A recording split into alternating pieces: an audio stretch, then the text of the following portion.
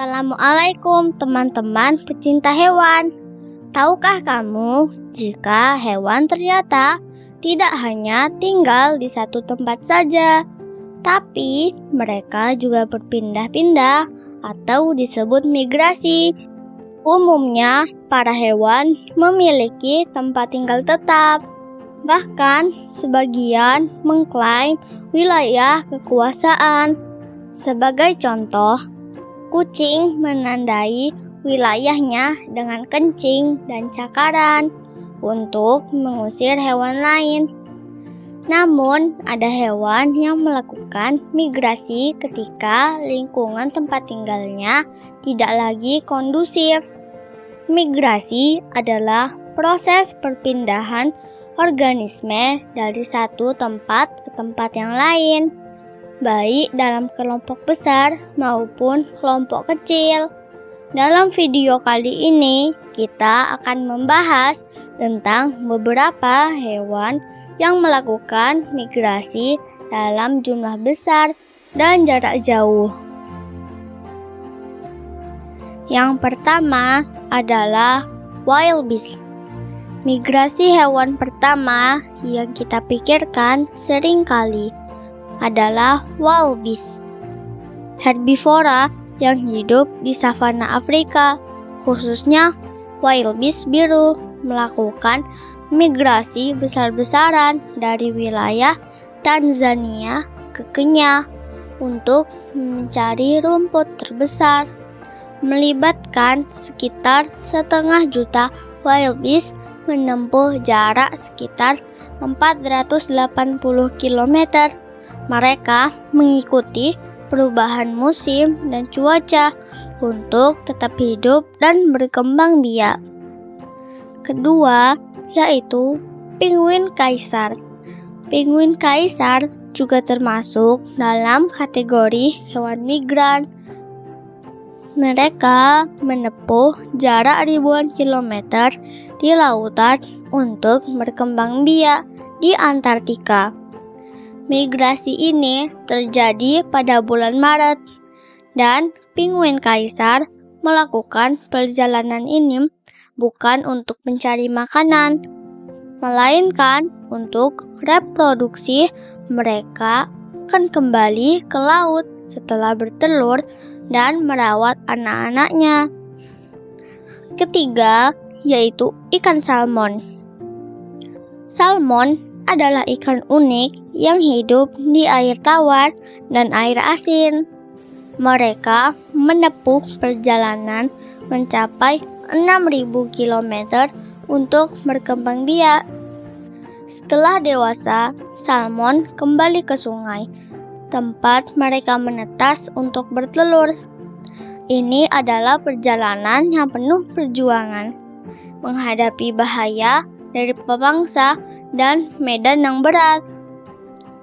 Keempat adalah kupu-kupu raja, monarch butterfly atau kupu-kupu raja, melakukan migrasi dari Amerika Utara ke Meksiko untuk menghindari suhu dingin. Mereka berkumpul dalam jumlah besar di pepohonan Meksiko selama beberapa bulan sebelum kembali ke habitat asal mereka. Asal migrasi ini adalah untuk menghindari suhu dingin dan mencari makanan. Kelima adalah penyu. Penyu juga termasuk dalam daftar hewan yang melakukan migrasi.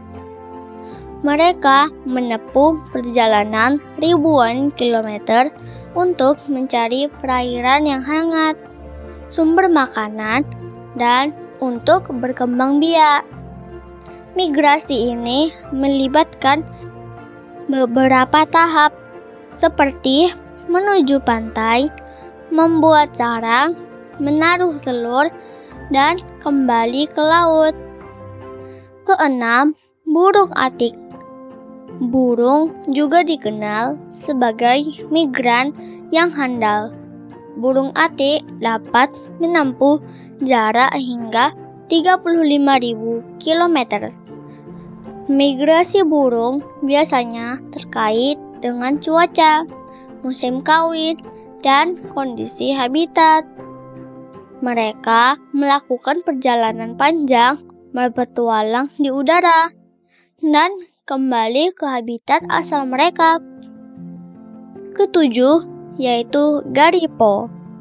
Garipo atau rusa kutub melakukan migrasi untuk mencari tempat dengan wilayah yang lebih hangat dan sumber makanan yang melimpah.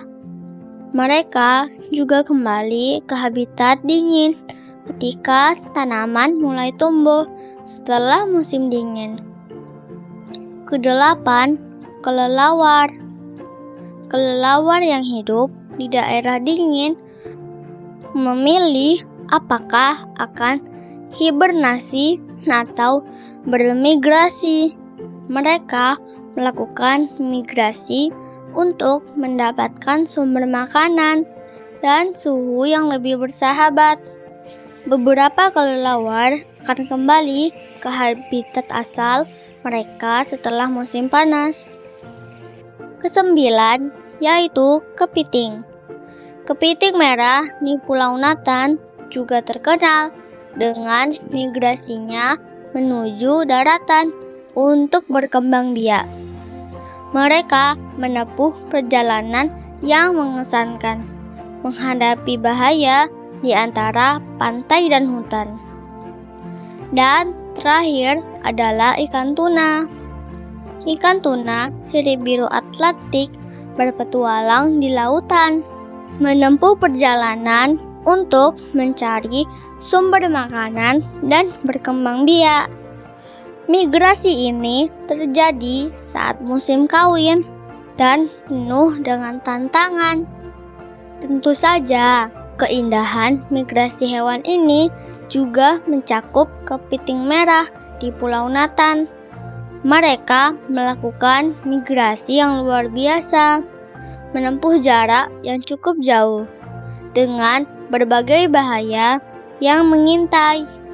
Ini bukan hanya perjalanan migrasi, melainkan perjalanan hidup dan mati.